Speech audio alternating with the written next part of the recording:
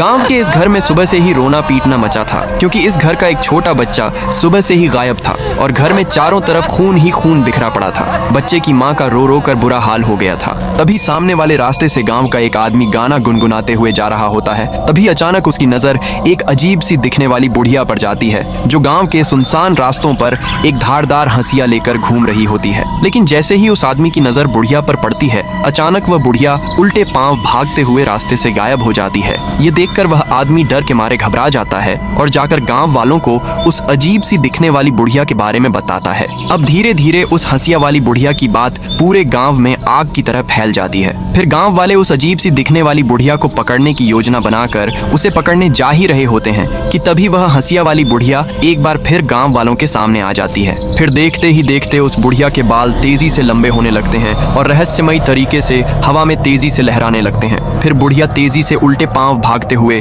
एक बार फिर से गायब हो जाती है। लेकिन सभी गांव वाले एकजुट होकर इस बुढ़िया को ही बच्चे के गायब होने का जिम्मेदार मानकर बुढ़िया को गांव में खोजने के लिए दौड़ पड़ते हैं। लेकिन शातिर बुढ़िया गांव के पीछे वाले सुनसान रास्ते से लोगों की नजरों से बचते हुए एक भारी सूटकेस लेकर भाग जाती है और सूटकेस को झाड़ियों के पीछे बने एक पुराने कुएं में फेंक देती है। तभी गांव वाले बुढ़िया को खोजते हुए उसी पुराने कुएं के पास आ जाते हैं, लेकिन बुढ़िया कुएं में छलांग लगा देती है। तभी कुएं में से एक आवाज आती है, मैंने एक बाबा के कहने पर अपने पोते की सलामती के लिए तेरे बच्चे की बलि चढ़ा दी है। ये सुनकर सभी गांव वाले सन्न रह जाते हैं। लेकिन बेचारी माँ अपने बच्चे के लिए जोर जोर से रोने लगती है। लेकिन फिर भी आपने बेचारे बच्चे के लिए लाइक और सब्सक्राइब नहीं किया।